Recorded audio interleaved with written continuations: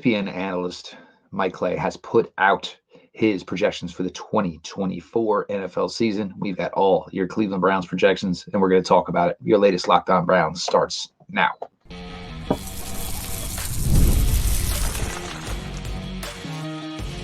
You are Locked On Browns, your daily Cleveland Browns podcast. Part of the Locked On Podcast Network, your team every day. Welcome back, my friends, to the show that never ends, your daily delivery of all things dog pound, LGB on the LOB, the Locked On Browns podcast, brought to the Locked On Podcast Network, your team every day. I'm your host, Jeff Floyd. As you guys know, I've been here since the 2017 season. Appreciate you all who make Locked On Browns your first listen every single day. The everyday crowd keeps growing and growing. I appreciate you all so much. Don't miss out. Subscribe to Locked On Browns YouTube channel. The show is always available. It's always free wherever you get your podcast. Today's episode is brought to you by Game Time. Download the Game Time app, create an account, and use code LOCKEDONNFL for $20 off your first purchase. Terms do apply. We'll just start with this. If you haven't seen the Cleveland Browns piece just released on YouTube about Mike Hall Jr., I suggest you check that out. And a certain long time friend of the show makes a couple appearances, so make sure you give that a run. But as I said in the open, Mike Clay from ESPN does this every year, puts out his statistical analysis, and of course this is certainly done from a fantasy perspective, but certainly gives an idea, a baseline about maybe what people, and certainly people who have done this for a long time like Mike has, feel about what the output will be. We're going to talk about the Cleveland Browns offense and what Mike had, for them predicted here thus far this season. You have to put a game amount. You always have to put, factor in games missed, which is always a tricky thing to do with a piece like this. Deshaun Watson, he has playing in 15 games. That could be either Deshaun missed time, could be that Deshaun Watson, sat a game towards the end of the year, but has Deshaun Watson at 309 completions out of 486 attempts, 3,741 yards, 21 touchdowns, 11 interceptions, and one number that I probably have an issue with, I hopefully don't think will happen, sacked 42 times. On the ground, Deshaun to run, somewhere, I think the number is 73, 377 yards, 3 touchdowns. That's actually not bad production from Deshaun Watson. I do feel, however, if Deshaun starts 15 games, I do believe, he is going to throw more than 21 touchdowns. I do believe the Browns, early in the year, I don't think they're going to have the strength of a running game that hopefully they will have as the season grows and continues. We know the Browns struggled to run last year. Some of that, of course, was due to the Nick Chubb injury. Some, of course, was due to the offensive line injuries, the ever-changing revolving door at offensive tackle, a dinged-up Joe Bitonio, a dinged-up, of course, Wyatt Teller, some working in as far as the center position, things that went on there. So, all things to certainly keep your eyes on there. But as for, of the numbers, 21 touchdowns does seem low with the investment made with Jerry Jeudy, the growth of David Njoku last year, certainly what Amari Cooper gave this team in 22, in 23. You think for Amari, still going to be another monster year for Amari, and we'll get to him a little later on here. I think for me, one of the more interesting things, of course, Jameis Winston, the 2 games that weren't played by Deshaun Watson, Jameis Winston would play, has him figured for 42 of 69, 476 yards, a couple of touchdowns, couple interceptions. I mean, got to figure that's probably about what Jameis Winston is at this point. He's a guy that can throw you into a game. He's a guy that can throw you out of a game. We all know certainly how that goes.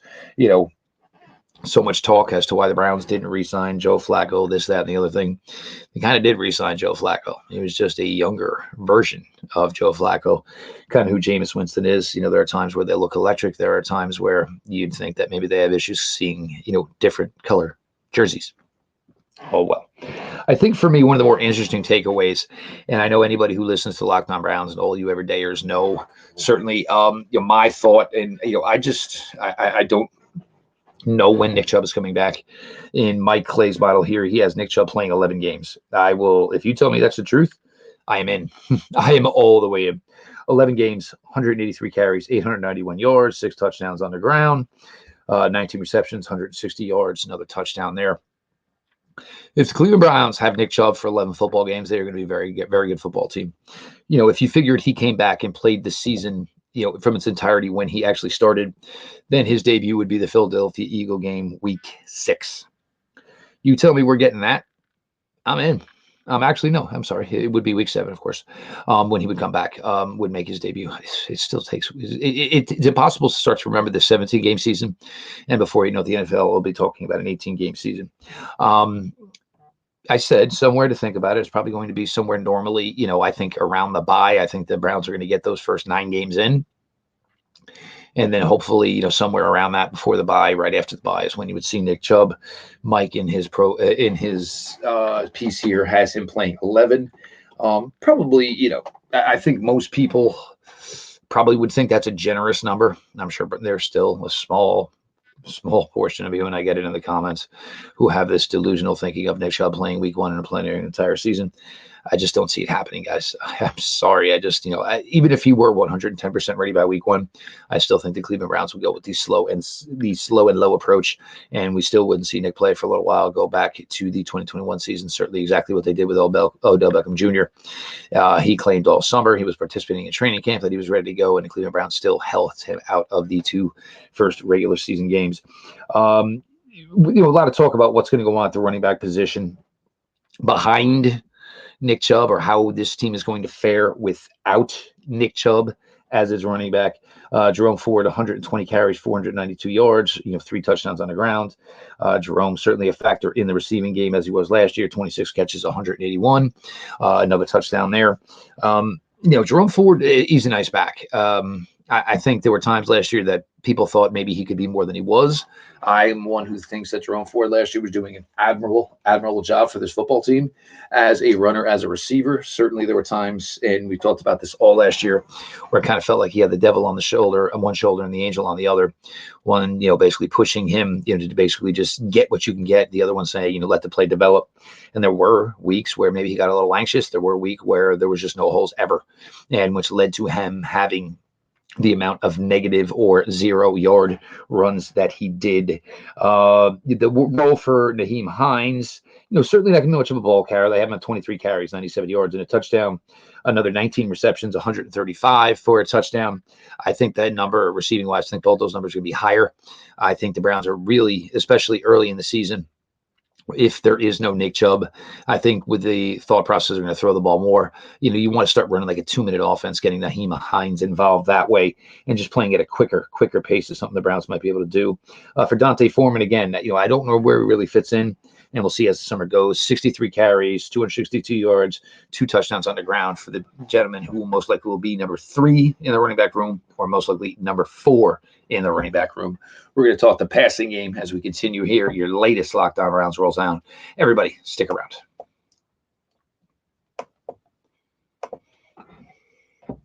Well, we know the Boston Celtics are in. We're going to wait for the Timberwolves and the Mavericks to figure it out. But if you want tickets for the NBA Finals, Game Time is where you should go. Prices on the Game Time app actually go down closer. It gets to tip off. They have killer last minute deals, all in prices, view from your seat, and their lowest price guarantee. Game Time takes the guesswork out of buying tickets. You can get last minute deals. You can save up to 60% off buying last minute for sports, concerts, comedy, theater, etc.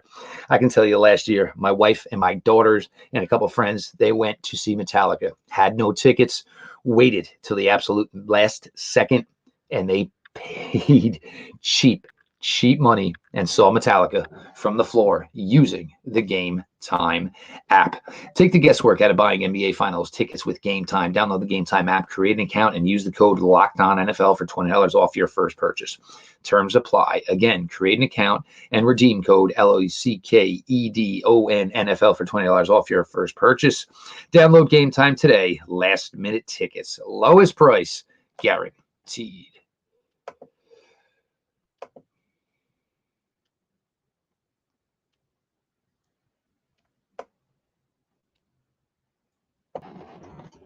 Locked On Browns continues with your host, Jeff Floyd. I appreciate everybody who makes Locked On Browns their first listen every single day. The everyday crowd. If you're not part of it by now, make a new plan, stand.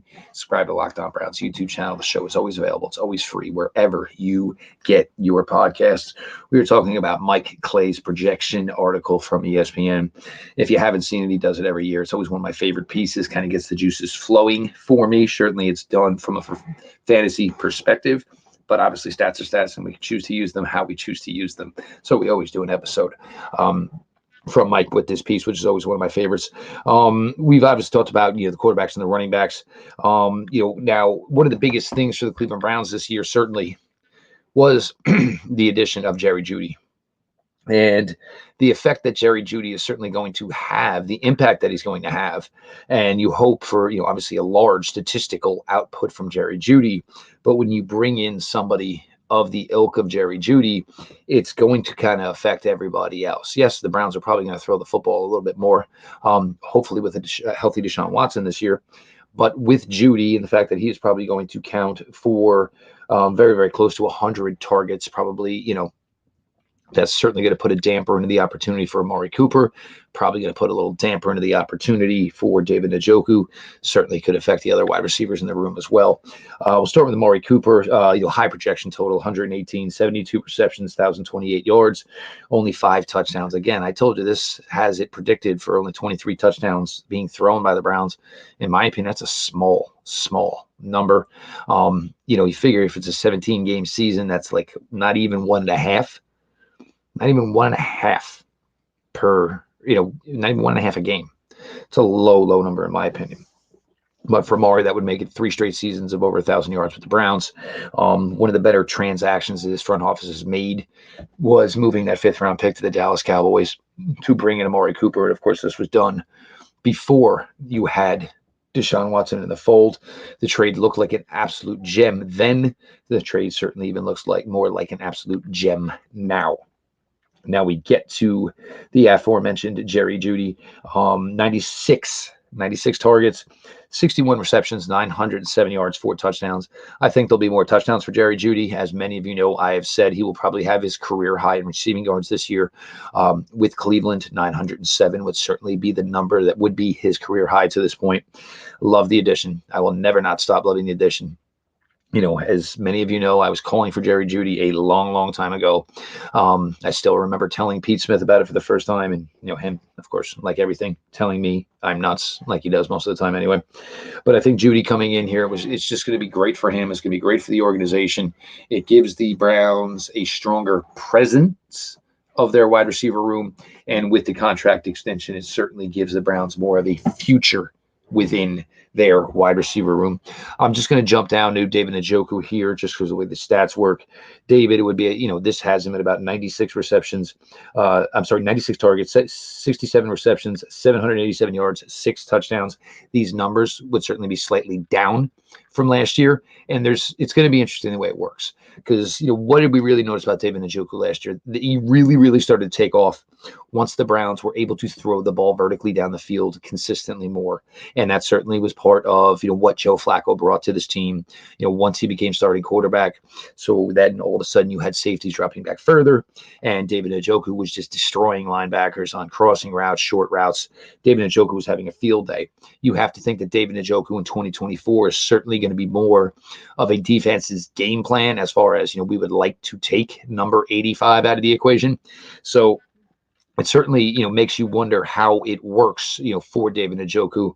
Here, was, 2023 the bar as far as the statistical output.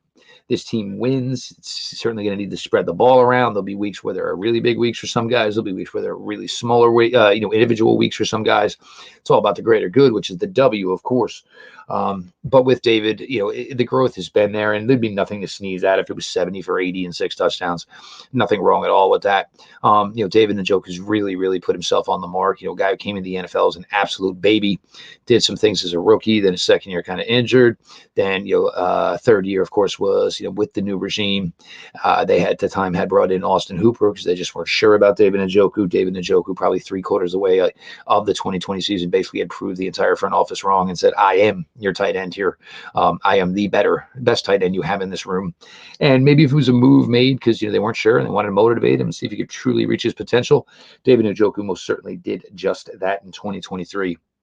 And now, most likely, will be regarded as one of the top 5 tight ends in the NFL. Now we get to Elijah Moore. Elijah Moore had a pretty good year, in my opinion, last year. I thought, Elijah Moore would probably be in for a statistical uptick this year. That, of course, was well before the acquisition of Jerry Jeudy. This has Elijah Moore at 37 receptions, 494 yards, 3 touchdowns. It's probably a higher yards per catch. If the Browns are smart, they're going to, go back to what Elijah Moore does best. And this is a lot of what happened in New York, and certainly for the Browns at times last year. Elijah Moore is just not this, Percy Harvin type. And I think that was something the Browns were hoping they got with Elijah Moore. Elijah Moore is a really good receiver.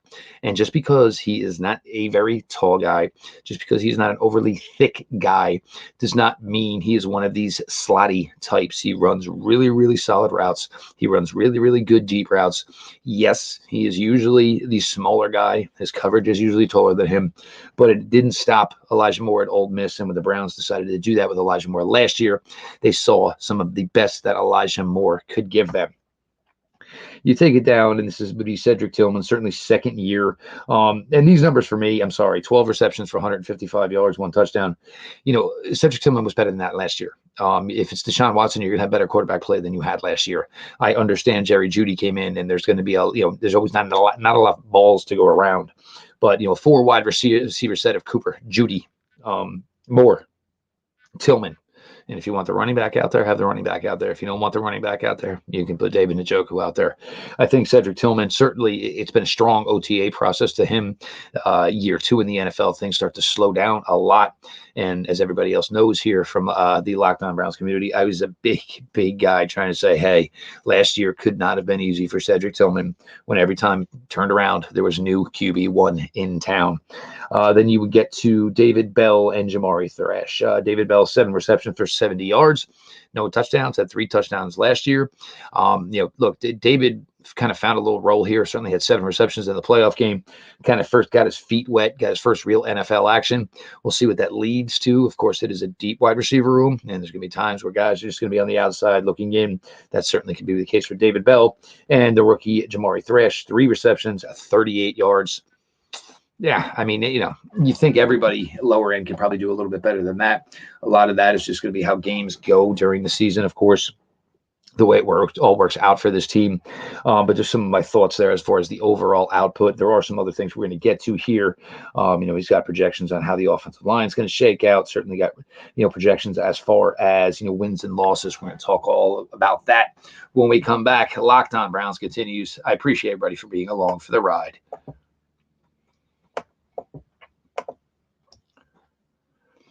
It's win take all in the NBA and NHL, and FanDuel's giving you a shot to bring home a big win of your own. Right now, new customers get $150 in bonus bets with any winning $5 bet.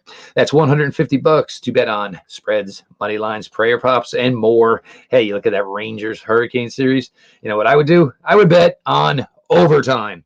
Visit FanDuel.com/lockedon and make every playoff shot count. FanDuel, America's #1 sportsbook.